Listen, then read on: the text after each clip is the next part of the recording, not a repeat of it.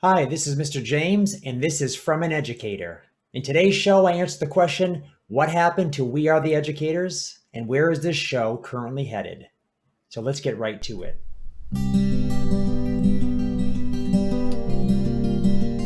Welcome to From an Educator. I'm Mr. James, an educator, and today's show, number 53, is called A Teacher's Year. So you might have some questions about what happened to We Are the Educators. And since I was half of that show, I want to tell you what's going on. And I figured I would do so in the same exact format or similar format to what we've been doing with Mr. Ritchie for a year already. So I want to start first with mentioning one big factor that started our podcast in the first place, and that still maintains like a dark cloud over everything we do, which is COVID-19. And as for the updates on April 9th, today, Maine has this 310 daily average of infections. And currently, our school system, many of the schools in our district are on the verge of closing. Everyone is at their wits' end. Everyone is trying to fill in spots for others. I had a sub in my room, not for me, but for another teacher that teaches in my room. And I actually had to be that sub because the subs had to show up late. They didn't have somebody in time. And that's not a problem. I loved seeing this class. It's a problem that it's just all around that we haven't had that problem before. So we are definitely experiencing an uptick right now. I think there were like 330, 340 today. And it's either 400 or in the 300s, it seems like the past few days. So this daily average is definitely going to be moving up. I'm going to keep this segment of the show because I think this is really important, that this is where this podcast and vlog basically came from, is due to the fact that we were home and we had something we could put our minds to and our voices to. And yeah, so I think it's important everyone stays safe out there. Everyone keeps their mask on. Everyone, hold off your life for a little bit longer, I guess. I guess that's what it's going to take. So the big thing that we all want to know, that I definitely want to tell you of. What happened? What happened? Why am I here? Where's Mr. Ritchie? So in a nutshell, Mr. Ritchie is busy with a materials heavy class. He mentioned he was working over 60 hours a week, if not like up to 80 on, throughout the weekend on getting his materials ready and working on making videos and such. So I've definitely seen him working overtime, even at the school. He stays after probably for 3, 4, 5 hours after school ends every single day, and having to work weekends. And that he said he didn't have a lot of time to put into the podcast. And I know that we've kept it going for a year. And I thought, this is something that we've definitely invested our time in. I think we've had some great talks. And I think it's something that has to continue on in some form. Although the podcast has not provided much of a return on investment, if people are thinking about, is it going to be making money or such, I didn't really initially get into it for that, because we all know those plans of making a lot of money on YouTube or through other digital means where you're basically talking in front of a camera or a microphone. Yeah, they're really short-sighted. That's not going to happen. What it is something where you can help another human being and maybe connect with people that share a similar vision, or you can be that person basically that's talking to somebody who's listening to you, and you're just doing something. You're connecting indirectly to somebody. Mr. Ritchie at least thought it was time for a break, and especially with his class, he said it's something he couldn't handle at the same time. But He's not against coming back and us revisiting We Are the Educators in summer. And so I'm looking forward to what's going to happen with that. We do have a break very soon, and that might be a week where we get back into the swing of things with a new season of such. But I think from now on, we're going to be talking in terms of calling these episodes, just a single number instead of seasons. The seasons were as things changed, basically, as we went back to school and as, we had vacations and the new year and such. So it was arbitrary how I named them. I think it's better to just do show numbers from now on. So this year definitely is taking its toll on many educators. Like I mentioned earlier, schools are incredibly busy, and people are being quarantined left and right. Mr. Ritchie, currently in quarantine. He had to leave early this week and I didn't even get to see him. He just kind of spoke in the doorway. Yep, I have to leave. Bye. He goes, it's making my life a little more confusing and my day job a little bit more complicated.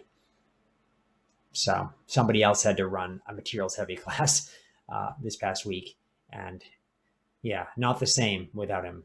So, but anyways, it's time to regroup and to still maintain the torch that we've started with this. And that's why I've chosen to call this From an Educator, which was a segment on our show, and where I can actually talk about being an educator.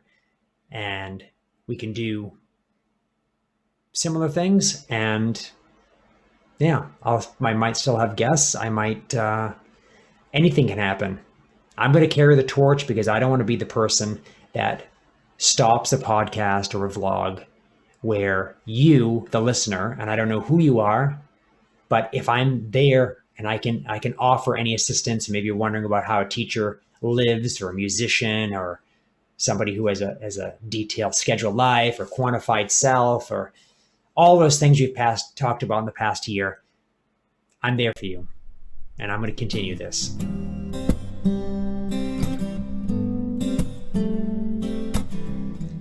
So let's talk about a teacher's year. Now, hopefully you can see the picture. If you're not seeing the picture right now, you listen to the podcast. I have a picture of Neil deGrasse Tyson.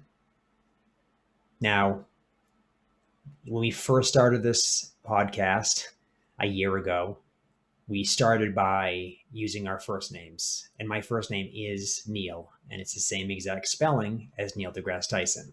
Although I was named after Neil Diamond, the singer, I wish that I was named after Neil deGrasse Tyson for the fact that he's an amazing science communicator. I've listened to his podcast that he has called Star Talk, and I've seen him on many different shows, the new Cosmos series. I've seen him on some documentaries.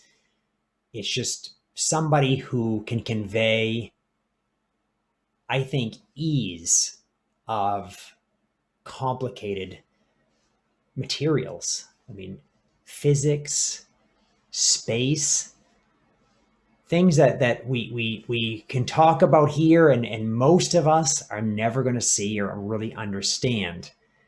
And somebody who can convey it to us and make it not really simple, but digestible.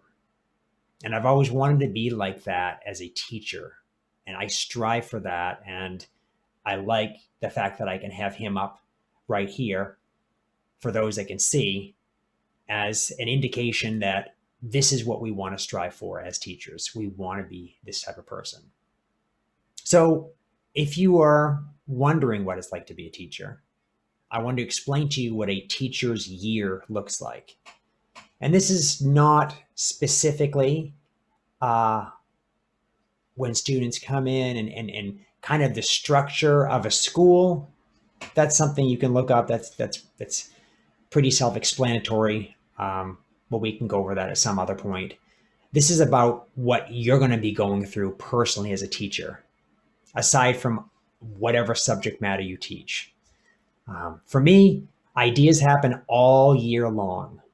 I'm always ready to write things down. I know I have ideas of what I've done in the past, and I kind of know what I want to do. It takes me maybe a week or two to really kind of nail that down. And I write a lot of things down and I go, oh, this is better. This is better. And I have a notebook and I check my notes and I go, how can I improve upon that? And I'm always getting ideas. I'll be doing something completely unrelated and something pops into my head. Whoa, hey, I think I should be doing that. Oh, that'd be great if I can do this with this grade, or I can do that. And honestly, this year completely reinvented myself. So I've done things that didn't work with groups, that wouldn't be done with a group, wouldn't be done with singing, all the things that I couldn't do. I reinvented how I could teach fundamentals of music, and it has come out great. And I'm in my second rotation. I've got 2 more rotations and the school year's over, and everything is going amazing. And I'm really enjoying it, and the students are really engaged and enjoying it. And the work I've put in has definitely paid off. And I'm hoping that next year it does pay off when they come back. And I had that relationship I fostered, that it remained that way. So during the summer, as most people know, teachers not working, I tend to do summer programs as well, summer school. So I will be doing that this year as well. But I do have ideas and I write them down and I kind of get an idea of what I want to do. Curriculum is just an estimate with a structure. So you might have a structure, okay, for instance, there's rhythms that I teach. And I say, well, I wanted to do this at this grade at this point and then move to this next rhythm. And I want to get, sequentially. And then I might think exactly how I want to show that. I have activities and things online and things in person and games. But I'll write everything down, and then I know it's going to change with certain circumstances. I'll add themes in depending on what time something happens in the year, but things could change. And all of a sudden, oh, there's a holiday that I didn't know about. And I do keep up. And I'm not talking about the major holidays that we talk about, people, Christmas and Halloween, stuff like that. My school, I do not adhere to any of those. I do a daily holiday thing, and there are national holidays every single day in America. There's many of them. And I pick and choose, and I make a video every week talking about them. And I kind of play around with that, especially if I can mix it in with some sort of music element or story. I also use a lot of stories to mix in my themes and such. But I'm always thinking about what the curriculum is going to accomplish, and at least have some milestones where I want to get, students to a certain level and, one thing or another, and I can throw other things in. But I know it's going to change. So I'm not afraid of changing things around. So everything of mine is modular, so I try to keep it like that. Part of being a teacher, which a lot of people don't like, and it is one of those frustrating things, is paperwork.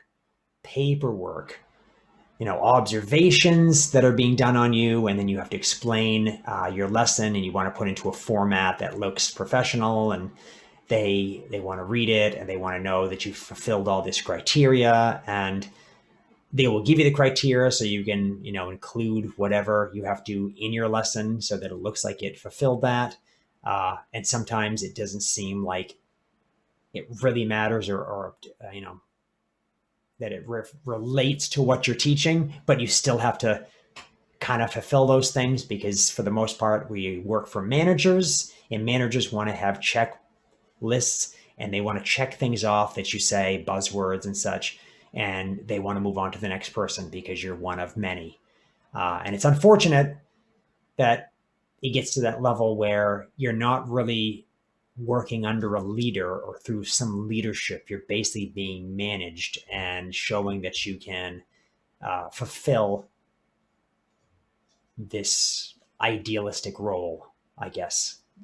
The easiest way to say it.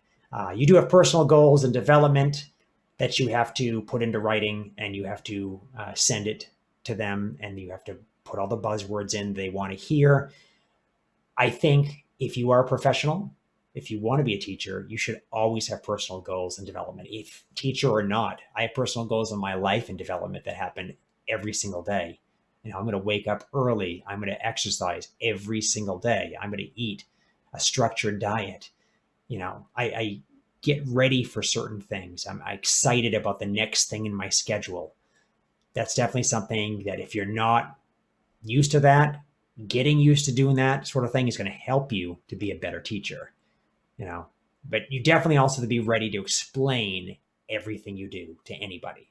Someone asked you why you do something, be able to have a dozen facts why it's important. And that way, it's going to be something where they don't want to ask you because they know you know what you're doing. And that's almost better. That is actually better than acting like, well, you tell me what you see. It's better to be the smart person that knows what they're doing than to be the person that wants other people to give them ideas because they want to know that you have a good head on your shoulders. And even if they want to give you ideas, it's almost better that they know that you're taking care of business because then they're not going to want to deal with you on a management, like a micromanagement level. And that's good for you because that means you get to work more independently. And if you already have a good idea of what's going on, that's great. If you don't, there's many blogs, there's many YouTube videos, you know. Did I just make that up? YouTubes. Yeah, YouTubes. So be ready to explain everything you do and in a way that aligns with standards. So find out what your standards are and you have to align with them. Everything I'm teaching has to do with standards. And honestly, the standards I have are fairly loose. There's nothing that I came up with myself. I got hired into this district and discovered the standards and was part when they voted on loosening one of the standards with an and or sentence. So it's unfortunate because I've really added my own standards to this job and I've made it a lot more critical than what it was before.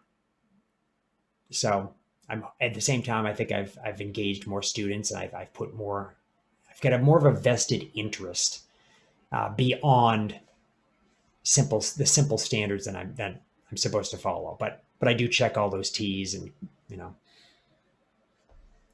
check my T's and dot my I's, cross my T's. Okay. I know I forget a lot of these colloquialisms. So learn to work quick with the mundane and really focus on what you like about teaching. So all these things, paperwork, stuff like that, you need to learn how to work quick with these, get them done, fulfill your role with that. You know, those that want to look at them anyways have other people to look at that might not have a clue, might not be good at writing, assembling their thoughts. Be good at getting it done, and then you can focus on what you do like about teaching, which should be helping students understand things the way that you do. And that's what we want, right? We want to be able to teach. We want to be able to have others understand things the way that we understand, as well as us understand things better by going over how we know it, you know, explaining to others how you know something. And that's the thing that keeps you going back. That's the thing that makes you go through this paperwork and makes you do the grading, however you have to grade, you know, go through that process. I can tell you that although we have so many digital tools, I've come back to pen and paper with check marks because I found that's worked better, especially with these online lessons I've had to post where I can mark out how many lessons I've done with check marks. And then I can, you know, figure out how I want to grade that without having to think every single time I'm looking at something that I have to figure out how to grade, because that could change, you know, from student to student or from, you know, batches of students. Check marks are great because you can say, okay, well, this is how many check marks this person did this many check marks. What is my system going to be? I get the whole swath of those that did nothing and those that did everything, but I can kind of get to see it in terms of like a tally. And I haven't found a decent program to do that yet. And even if I did, I don't have a fast enough tablet or computer that I can have that up and I can do it as fluently as I can with erasable pens and paper. So, but that is basically a year in teaching. Aside from surviving, it's getting ready with a plan. It's going in knowing your plan will change. It's doing paperwork and sometimes seemingly unnecessary things to prove to everybody that you are the professional that you say you are and that what you're doing has merit. And then it's just doing that as quickly as you can and as efficiently as you can, so you can actually get to the work you really want to do, which is having these awe moments with children, right? Where you're like, wow, look, this is amazing. Or even adults, if you teach adults, just having those times where you can share what you think is awesome with somebody else. And if you don't think it's awesome, find a way to motivate yourself so that you do think it's awesome. There are ways of getting into stuff. And I found ways of making something interesting just by interjecting, a specialty I might have in it. So I can find music in everything. I was just teaching kindergartners about the wind making music today. And, I gave them a little equation that wind makes sound. Is sound music? And they're like, yes. I go, so wind makes music. And they're like, I go, but do you like the sound? Yes. Then if you like the sound of something, then you can say it's musical to you.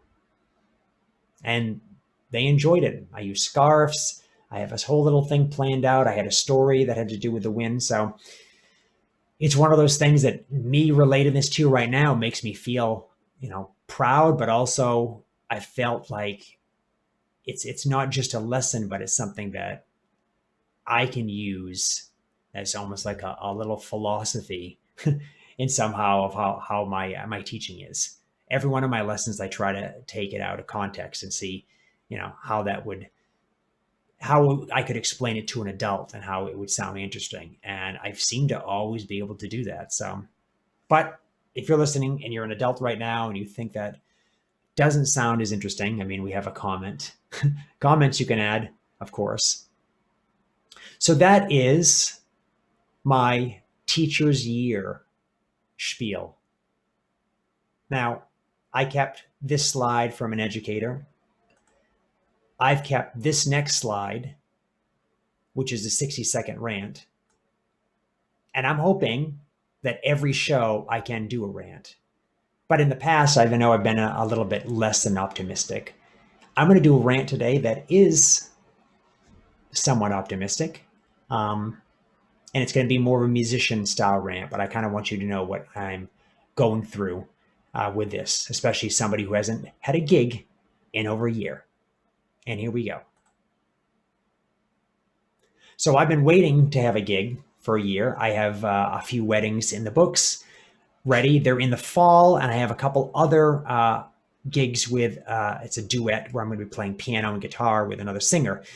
And those are the books. That looks great, but they're all in the fall or late summer. Right now, I kind of want to play again, and I'm looking at getting my sound better. Did I find something? Yes. Was it incredibly expensive and I need to sell things to pay for it?